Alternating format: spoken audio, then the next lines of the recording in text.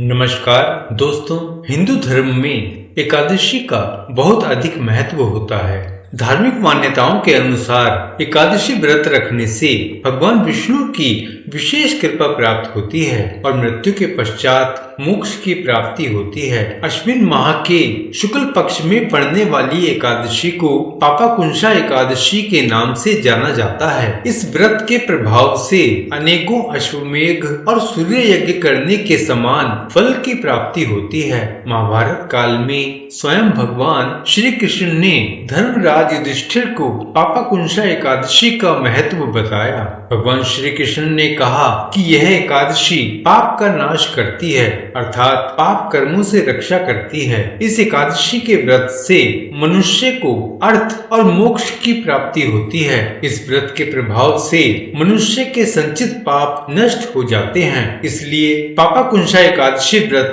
का बहुत महत्व है। इस व्रत की पूजा विधि इस प्रकार है। पहला है, इस व्रत के नियमों का पालन एक दिन पूर्व यानी दशमी तिथि से ही करना चाहिए। दशमी पर 7 तरह के अनाज, इनमें गेहूं, उड़द, मूंग, चना, जौ, चावल और मसूर की दाल नहीं खानी चाहिए। दूसरा है, एकादशी तिथि पर प्रातः काल उठकर स्नान आदि के बाद व्रत का संकल्प लेना चाहिए। तीसरा, संकल्प लेने के पश्चात भगवान विष्णु की मूर्ति रखकर पूजा करनी चाहिए। इसके बाद विष्णु सहस्त्र नाम का पाठ करना चाहिए। चौथा है, व्रत के अगले दिन द्वादशी तिथि को ब्राह्मणों को भोजन और अन्न का दान करने के बाद व्रत खोलें। पापाकुंशा एकादशी व्रत कथा।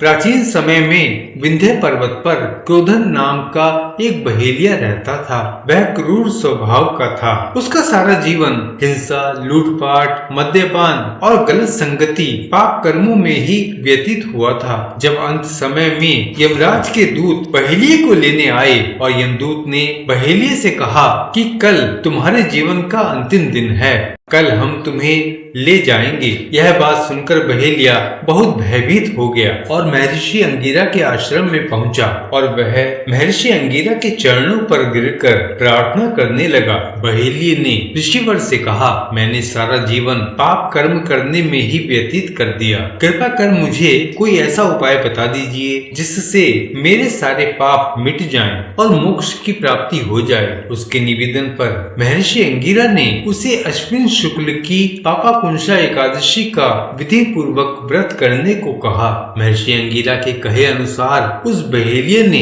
यह व्रत किया और किए गए सारे पापों से छुटकारा पा लिया और इस व्रत पूजन के बल से भगवान की कृपा से वह विष्णु लोक को गया। जब यमराज के दूत ने इस चमत्कार को देखा तो वह बहेलिये को बिना लिए ही यमलोक वापस लौट गए।